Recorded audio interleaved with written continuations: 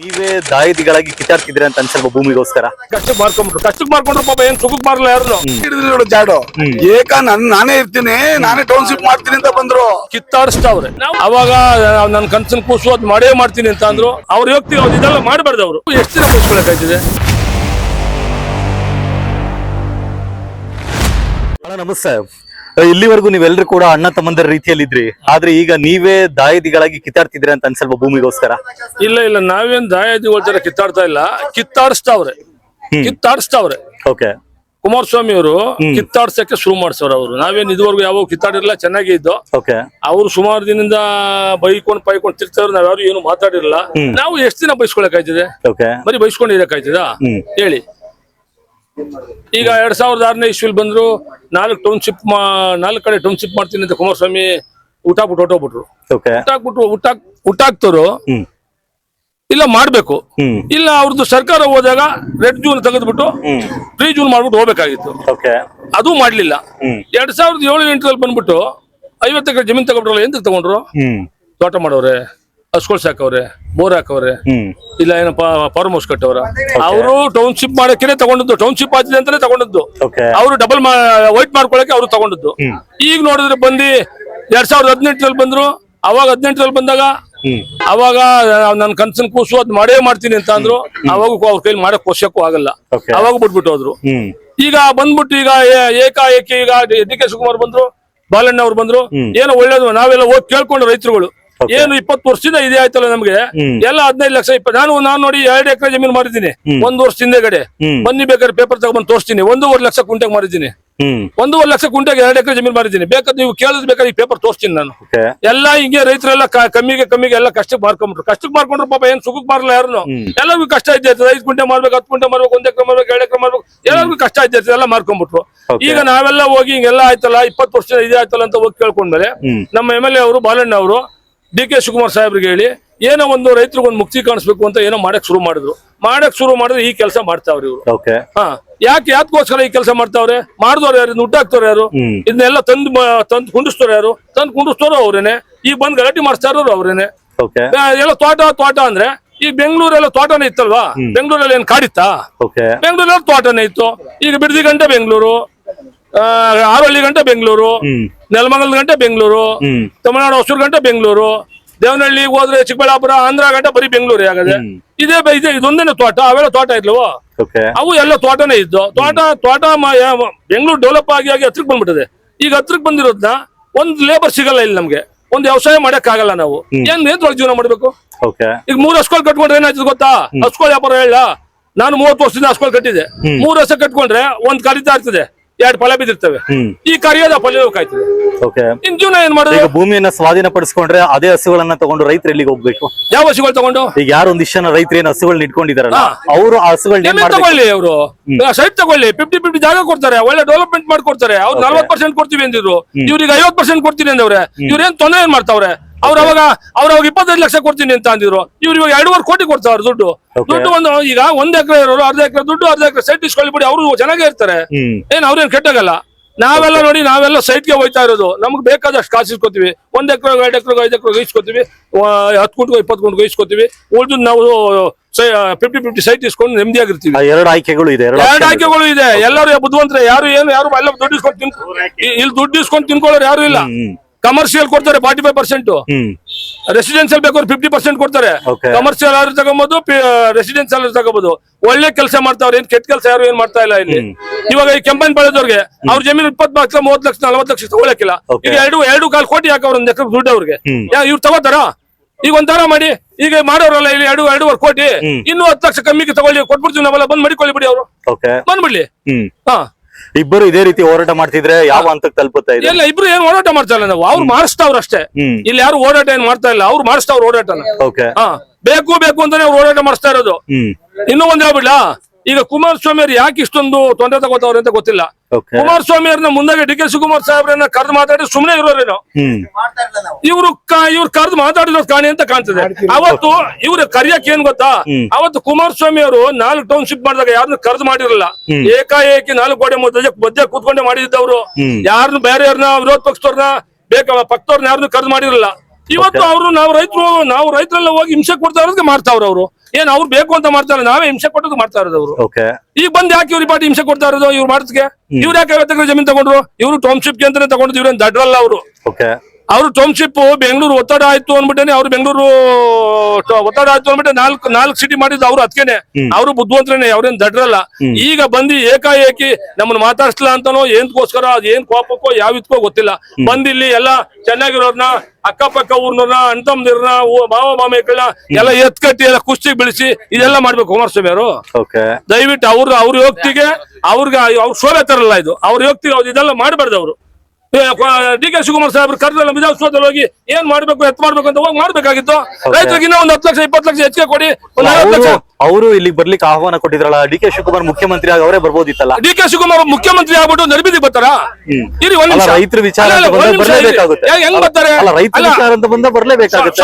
ಸ್ವಾಮಿ ಒಂದ್ ನಿಮಿಷ, ಅಲ್ಲ ಒಂದ್ ನಿಮಿಷ. ಇವರು 4 ಟೌನ್ಶಿಪ್ ಮಾಡಿದಾಗ ಯಾರನ್ನ ಕರೆದಿದ್ರೆ ಇವರು? ಡಿ ಕೆ ಶಿವಕುಮಾರ್ ಇವರು ಟೌನ್ಶಿಪ್ ಮಾಡ್ಬೇಕು ಅಂತ ಅನ್ಕೊಂಡಾಗ್ಲೇ ಆಗ 30 ಜನಕ್ಕೂ ಅಧಿಕ MLA-ಗಳು ಇಲ್ಲಿಗೆ ಬಂದು ಹೋರಾಟ ಮಾಡಿದ್ರು. ಅದ್ರ ಪ್ರಮುಖವಾಗಿ ಡಿ ಕೆ ಶಿವಕುಮಾರ್ ಕೂಡ ಇದ್ರು. ಇಲ್ಲ, ಸುಳ್ಳು. ಕೇಳಿ ಒಂದ್ ನಿಮಿಷ. ಈಗ ಡಿ ಕೆ ಶಿವಕುಮಾರ್ ಸಾಹೇಬ್ರು ವಿಧಾನಸೌಧಕ್ಕೆ ಬನ್ನಿ, ನಿಮ್ಗೆ ಬೇಕಾದ್ರೂ ಒಂದು 10-5 ಜನ ಕರ್ಕೊಂಡ್ ಬನ್ನಿ, ಮಾತಾಡನೆ ಅಂತ ಹೇಳಿದಾಗ ಹೋಗಿ ಇವರು ರೈತರಿಗೆಲ್ಲ ಒಳ್ಳೇದ್ ಮಾಡ್ತೀನಿ ಅಂತ ಹೇಳಿದ್ರೆ ಹೋಗಿ ಕರ್ಕೊಂಡೋಗಿ ಅಲ್ಲಿ ಮಾತಾಡಿದ್ರೆ ನೋಡಪ್ಪ ನಮ್ ರೈತರು ಹಾಳಾಗೋಯ್ತಾವ್ರೆ, ಈಗ ನಾನು ಮಾಡಿದ್ದು ಎಲ್ಲ ಮಾರ್ಕೊಂಡ್ರು 6-3ಗೆ, ಈಗ ನಾವು 50 ಲಕ್ಷ ಹೆಚ್ಚಿಗೆ ಕೊಡಿ, ರೈತರು ಒಳ್ಳೇದಾಗ್ಲಿ, ಇಲ್ಲ ಇನ್ನೊಂದ್ 1,500 ಅಡಿ ಹೆಚ್ಚಿಗೆ ಕೊಡಿ, ಅವ್ರಿಗೆ ಒಳ್ಳೇದಾಗ್ಲಿ, ನಮ್ ಸರ್ಕಾರ ಕಮ್ಮಿ ಬಂದ್ರು ಬರ್ಲಿ ಅಂತ ಹೋಗಿ ಮಾತಾಡ್ಬೋದಾಗಿತ್ತಲ್ಲ. ಒಂದು ನಿಮಗೆ ಏನ್ ಅನ್ಸುತ್ತೆ, ಎಲ್ರಿಗೂ ಅದೇ ಅನ್ನಿಸ್ಬೇಕು ಅಂತ ಏನಿಲ್ಲ. ನೀವು ಕೇಳ್ತಿರೋದು ನಿಮ್ಮ ಹಕ್ಕು, ನಿಮ್ಮ ಭೂಮಿ, ನೀವು ಯಾವ ರೀತಿ ಬೇಕಾದ್ರೂ ಬಳಸ್ಕೊಳ್ಬಹುದು. ಅದು ನೀವು ಕೇಳ್ತಿರುವಂತದ್ದು ಕೂಡ ಕರೆಕ್ಟ್ ಆಗಿದೆ. ಅವರು ಕೂಡ ಇಲ್ಲ ನಾವು ಕೃಷಿನ ಮಾಡ್ಬೇಕು ಅಂತ ಹೇಳ್ತೀರ, ಅವ್ರು ಮುಂದೆ ಮಾಡ್ತಾರ ಇಲ್ವೋ ಸೆಕೆಂಡ್ರಿ, ಅದು ಕೂಡ ಕರೆಕ್ಟ್ ಆಗಿದೆ. ಈಗ ಇಬ್ಬರ ಹಕ್ಕುಗಳನ್ನ ರಕ್ಷಣೆ ಮಾಡಿ ಅಂತಿಮವಾಗಿ ಒಂದು ಪರಿಹಾರವನ್ನ ಕಂಡ್ಕೊಳ್ಬೇಕು ಅಂದ್ರೆ ಏನ್ ಮಾಡ್ಬೇಕು ಸರ್ಕಾರ? ಅಂತಿಮ ಕಂಡ್ಕೊಂಬೋದಾಗಿತ್ತು. ಡಿ ಕೆ ಶಿವಕುಮಾರ್ ನಮ್ ಬಾಲಣ್ಣ ಅವ್ರು ಕರೆದಾಗ ಕುಮಾರಸ್ವಾಮಿ ಅವ್ರು ಹೋಗಿದ್ರೆ ಅಂತಿಮ ಕಂಡ್ಕೊಂಡು ಯಾವ್ದಾನ ಒಂದು ದಾರಿ ತರಬಹುದಾಗಿತ್ತು. ಇದಕ್ಕೆ ಇವರು ಕುಸ್ತಿ ಬಿಡಿಸ್ಬಿಟ್ಟು ಇಲ್ಲಿ ಗೋಲಿಬಾರ್ ಮಾಡಿಸ್ಬಿಟ್ಟು ಸರ್ಕಾರಕ್ಕೆ ಕೆಟ್ಟ ಹೆಸರು ತರಬೇಕು ಅಂತ ಬಂದ್ಬಿಟ್ಟು ನೀನು ಬೈರ್ಮಳಕ್ ಬಂದ್ಬಿಟ್ಟು ಅಂತಮ್ಜರ ಮಹಾಭಾಮಕಳೆಲ್ಲ ಕುಸ್ತಿ ಬಿಡ್ಸಕ್ ಬಂದಿದ್ದವ್ರು.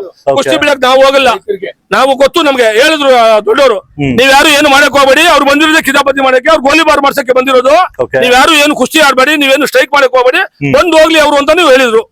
ಅದಕ್ಕೋಸ್ಕರ ನಾವು ಸಾವಧಾನವಾಗಿ ಕೂತಿದ್ದು ಅವ್ರು ಹೋಗೋ ಗಂಟನು ಕರೆದು ನಾವು ಬನ್ನಿ ಅಂತ ಬರಕ್ಕೆ ಅವ್ರಿಗೆ ಆಗಲ್ಲ, ಅವ್ರಿಗೆ ಯೋಗ್ಯತೆ ಇಲ್ಲ ಬರಕ್ಕೆ.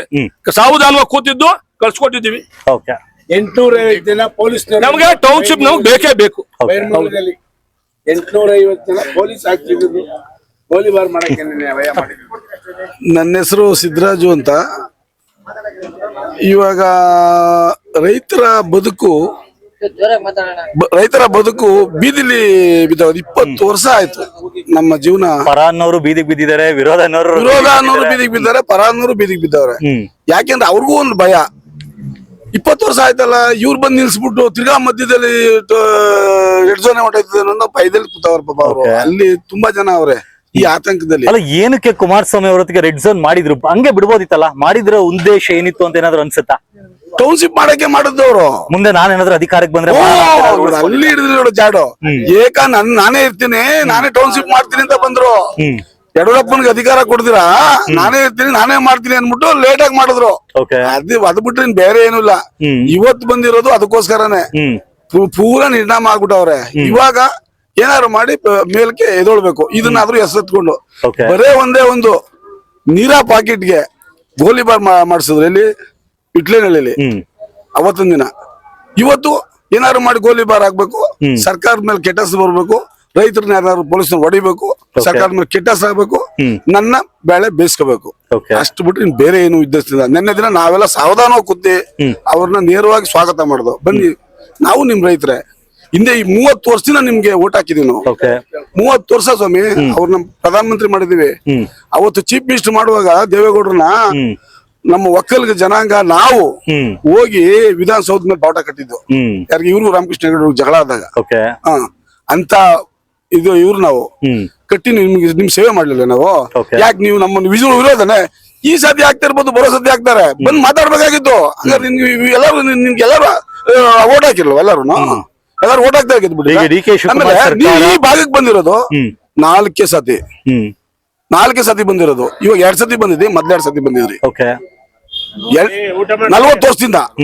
ಈಗ ಡಿ ನನಗೂ ಕೆ ಗೊತ್ತದು. ಶಿವಕುಮಾರ್ ಅವರು ಈ ಒಂದು ಏನು ಪ್ರಾಜೆಕ್ಟ್ ಅನ್ನ ಕೈಗೆತ್ಕೊಂಡಿದ್ದಾರೆ, ಇದನ್ನ ಸಾಧ್ಯ ಆದಷ್ಟು ಬೇಗ ಅದನ್ನ ಮುಗಿಸ್ತಿಲ್ಲ ಅನ್ನೋದಾದ್ರೆ ನಿಮ್ಮ ಮುಂದಿನ ಹೋರಾಟದ ರೂಪರೇಷೆ ಯಾವ ರೀತಿ ಇರುತ್ತೆ? ನಾವು ಆ ಉದ್ದೇಶದಿಂದನೇ, ಯಾಕೆ ಅಂತ ಅಂದ್ರೆ ಇವ್ರು ಆಗ್ಲೇ ಹೇಳೋರಲ್ಲಿ ಮೆಲ್ಲಗೆ ಏನಾದ್ರು ಮಾಡಿ ಇದನ್ನ ಎಳಿರಿ ಮುಂದ್ಗೆ ನಾನ್ ಬಂದ್ಬಿಡ್ತೀನಿ, ಅವಾಗ ನಾನ್ ಮಾಡ್ತೀನಿ ಅಂತ. ಇನ್ ಬೇರೆ ಏನು ಇಲ್ಲ.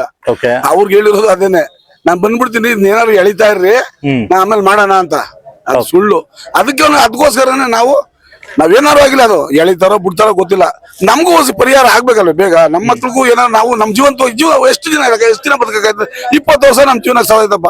ನಾನು 40 ವರ್ಷ ಅಲ್ಲಿಗೆ 30 ವರ್ಷ ಇದ್ದಾಗ 32 ವರ್ಷ ಇದ್ದಾಗ ಈ ಪ್ರಾಜೆಕ್ಟ್ ಆದದ್ದು.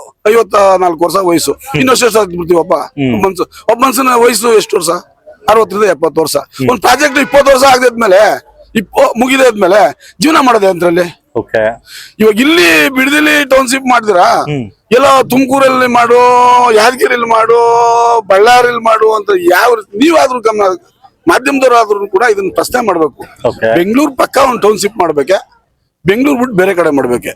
ಒಂದು ಇವಾಗ ಈ ಬೆಂಗಳೂರು ಪಕ್ಕ ಮಾಡ್ಬೇಕೆ ಗಮನಿಸ್ಬೇಕು. ಇವಾಗ ಬೆಂಗಳೂರಿಗೆ ಎಲ್ಲರೂ ವಲಸೆ ಹೋಗೋದಕ್ಕೆ ಸುಖವಾಗಿರೋದಕ್ಕೆ, ಇಲ್ಲಿ ನಮ್ಗೆ ರೈತರಿಗೆ ವ್ಯವಸಾಯ ಮಾಡಿ ಸಾಕಾಗದೆ. ಇಲ್ಲಿ ರೈತರಿಗೆ ನಾವೇನು ವ್ಯವಸಾಯ ಪೂರ್ಣವಾಗಿ ವ್ಯವಸಾಯ ಮಾಡ್ತಾ ಇದೀವಿ, ಇವಾಗೂ ಆಯ್ತಾ ಇಲ್ಲ.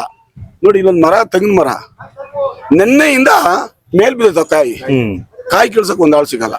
ಯಾರು ಹತ್ತೋರು ಇಲ್ಲ ಇವತ್ತು. ಮರ ಹತ್ತೋ ಜನ ಇಲ್ಲ, ವ್ಯವಸಾಯ ಮಾಡೋ ಜನ ಇಲ್ಲ, ನೇಗಿಲ್ ಕಟ್ಟಕ್ ಆಯ್ತಾ ಇಲ್ಲ.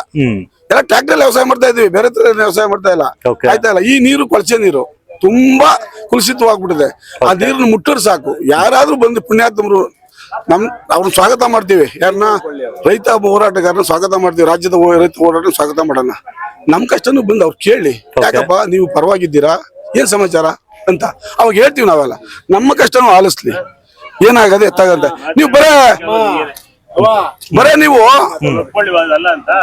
ನೀವು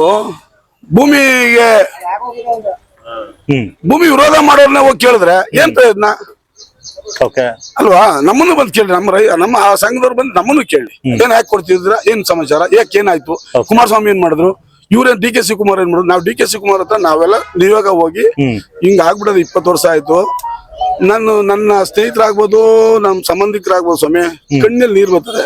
5 ಎಕರೆ ಎಲ್ಲಾರು ಇಲ್ಲಿ ಈ ಭಾಗದಲ್ಲಿ ಜಮೀನು, ಎಲ್ಲಾ ಜಮೀನ್ದಾರ ಇದ್ದವರು, ಪ್ರತಿಯೊಬ್ಬರು 5 ಎಕರೆ ಕಡಿಮೆ ಯಾರ್ದು ಇರ್ಲಿಲ್ಲ. ಇವತ್ತು ಎಲ್ಲಾ ಮಾರ್ಕೊಂಡು 20 ಗುಂಟೆ 1 ಎಕರೆಗೆ ಬಂದಿದೀವಿ. ಯಾಕೆ ಕಡಿಮೆಗೆ ಬಂದು ಅಂತ ಅಂದ್ರೆ, ರೇಟು 1 ಎಕರೆ 2 ಎಕರೆ ಮಾರಿದ್ರು ನಮ್ಗೆ 20 ಲಕ್ಷ ಕಾಸು ಸಿಗಕ್ಕಿಲ್ಲ. ಈ 7 ವರ್ಷದಿಂದ ಯಾಕೆ ರೆಡ್ ಝೋನ್ ಮಾಡ್ದೇಸೆಯಿಂದ ರೆಡ್ ಝೋನ್ ಮಾಡಿದವರು ಇದು ತುಂಬಾ ರೇಟ್ ಆಗ್ಬಿಡೋದು.